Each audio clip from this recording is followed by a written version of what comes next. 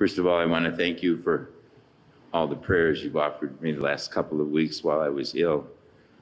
It wasn't fun, and I think I'm almost completely over it all. But it was a bad sinus infection, bronchitis, and pneumonia. So put all that together, and it really leaves you dragged out. So now I got to try to get back and catch up on everything.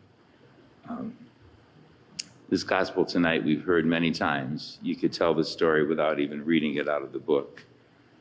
And sometimes we can presume, well, we've heard that before. It shows about how compassionate Jesus was and how he has the power to perform miracles. But there's always something more that we can learn from every gospel that we read. And I think tonight's is the same for us. I noticed one thing. There were 12 baskets left over. And I wonder if that wasn't a lesson for the 12 apostles. Jesus said that they should give these people something to eat. And they started being all frustrated about how to do it. It was impossible. 200 days' wages wouldn't do it. There's just not enough. They probably were grumbling, why didn't these people have sense enough to bring food along? They were going to be walking a long journey. Why didn't they bring money with them? All these kind of things the apostles were grumbling about.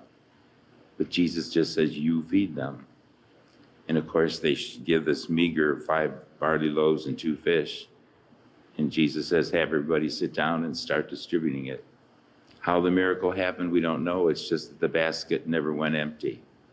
And that they continued to feed all these 5,000 men. There probably were 5,000 women and children as well. It was a miracle. Jesus has power over material things. But it reminds us that he also looked up and gave thanks. Jesus did a lot of things over a meal in the gospel. And every time he offered thanks to the Father, telling us how important that is to acknowledge the goodness of God our Father in heaven, who feeds us with all the things that we need. We long for God, we long for food, but we long for peace, we long for justice, we long for right government. We long for so many things. We hunger for so many things. And we need to just keep going to God our Father who will give us all that we need. We only need to trust him. And it's hard to do. It's hard to do how to just trust God when things are tough. And that's when we find that most difficult. But the Lord reminds us that we need to persevere because he will ultimately help us. He will give us what we need. Giving thanks before meals is so common for us. Recently I remembered about an experience I had in my first parish. I was only ordained a short time, and a young family with several children invited me to their home for dinner. And I arrived there, and the 7 or 8 kids were all cleaned up and all dressed just right, and the house was all clean and orderly. You could smell the aroma of a great dinner in the home.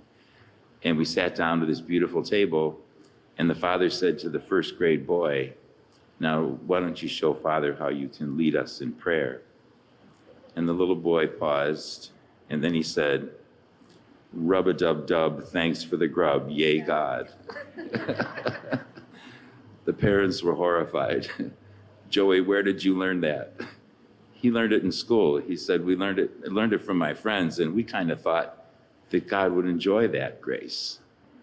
And well, maybe from the mouths of babes, there's some wisdom. Probably God did enjoy it. But the idea is that we give thanks to God before we eat. And it's not just for the food that's in front of us. It's for the food that people don't have, for the people who are truly hungry in our world.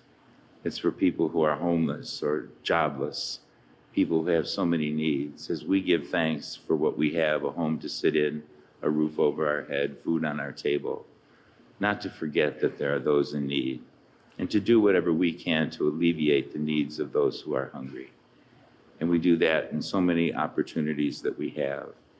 The Lord is just reminding us that his compassion is great, but he needs us to be his hands, his feet, and his heart to those who are in need. Whenever we give to someone, they will never forget the charity. They will never forget the kindness, no matter what their experience is. And that goes a long, long way. So I think our message tonight is that we should be so grateful to God for the food that he has multiplied for us and for all the many blessings he gives us. Remind us to pray for those who are in need. The food that the Lord gives us most especially is the Holy Eucharist, the food for eternal life that we are about to receive from this altar, the bread of life. He died on the cross, shedding his body and his blood so that we could have that eternal bread, that eternal blood.